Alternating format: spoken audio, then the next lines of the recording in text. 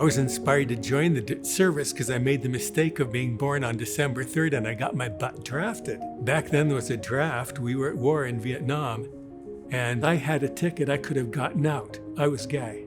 But that was in 1972 when it was a severe mental illness, a grave, grave sin. I had never knowingly met a gay person, and for all I knew, they were all these horrible, vicious, revolting, hurtful people. And I thought, well, I'm not like that. I have these feelings about guys. They look pretty good to me, but no, I'm not like that. So what the hell am I? So it's about the third week of basic training. I finally am standing in formation, and I kind of look around and oh shit, even in baggy green pants, those guys look kind of cute. Ah shit, I don't think this cure is gonna work. Now what do? I got 3 years of the Army ahead of me. So I wound up going to Guam for the first year and a half, and we lived in a dormitory, so I just tried to not think about it as best I could, repress all that stuff. Then I came back to Fort Riley, Kansas, and I saw a little book called Society and the Healthy Homosexual. I saw it in a drugstore. Society and the Healthy Homosexual, isn't that an oxymoron? What the?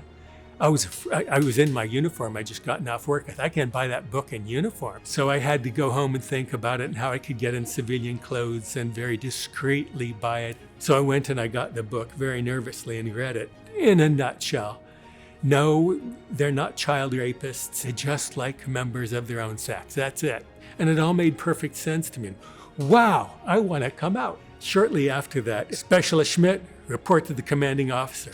Oh shit, I've been found out. I'm going to be court-martialed, but not until they throw me into the Army penitentiary and keep me there for a while to make an example out of me. I'll get out, I'll have a record, I'll be a felon.